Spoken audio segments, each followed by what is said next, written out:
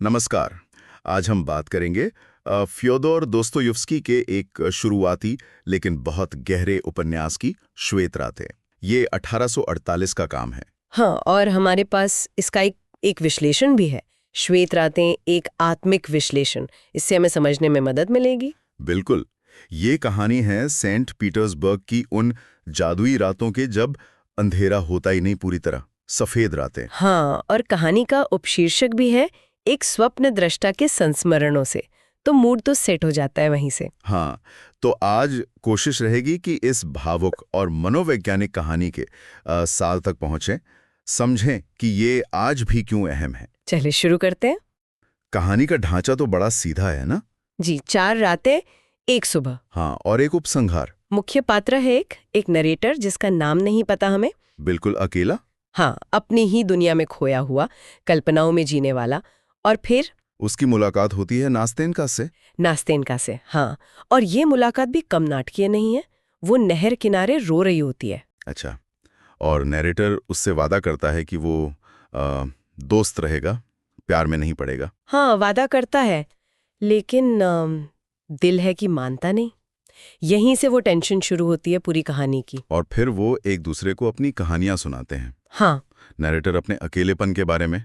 हाँ, और नास्तेनका बताती है कि वो इंतजार कर रही है। इंतजार किसका? अपने पुराने प्रेमी का, जिसने 1 साल पहले शहर छोड़ा था और लौटकर शादी का वादा किया था। ओह, तो वो उम्मीद में जी रही है। बिल्कुल। और यही नास्तेनका के किरदार की एक बात सामने आती है। वो मासूम है, पर शायद थोड़ी इस बात से अनजान है कि नैरेटर उससे कितना गहरा जुड़ गया है। हाँ, मतलब वो नैरेटर के एहसासों की गहराई को समझ नहीं पाती। सही कहा। वो अपने पुराने प्यार और नैरेटर के प्रति जो एक नया सा स्नेह उभर रहा है, उसके बीच कहीं फंसी हुई है। और फिर आता है वो पल, चौथी रात, जब वो पुराना प्रेमी लौट आता है। हाँ, और नास्तेनका वो चली जाती है उसके साथ। और नरेटर वो फिर अकेला रह जाता है, दिल टूट जाता है उसका। हाँ, बिल्कुल। और ये सिर्फ दिल टूटना नहीं है, ये उस स्वप्न दृष्टा के लिए यथार्थ का एक बहुत कठोर सामना है। अच्छा, मतलब कल्पना की दुनिया से बाहर निकलना पड़ता है उसे। बिल्कुल। वो नैरेटर, जिसे विश्लेषण में भावनाओं का आदमी कहा गया है, बहुत संवेदनशील, कल्पना में रहने वाला, उसे असलियत से टकराना पड़ता है।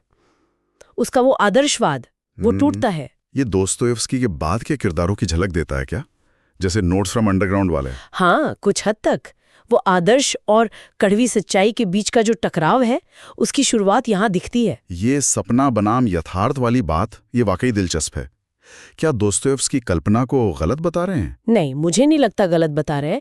विश्लेषण भी यही कहता है कि वो दोनों के बीच के तनाव को दिखा रहे हैं। मतलब कल्पना सहारा दे सकती है जीने का। हाँ, जीने का सहारा। लेकिन यथार्थ से पूरी तरह कट जाना, वो भी दुखदाई है। नास्तेनका उसके लिए जैसे यथार्थ से जुड़ने का एक पुल थी जो टूट गया। हाँ, और एक और अहम बात जो विश्लेषण उठाता है, वो है एक तरफा प्यार का चित्रण।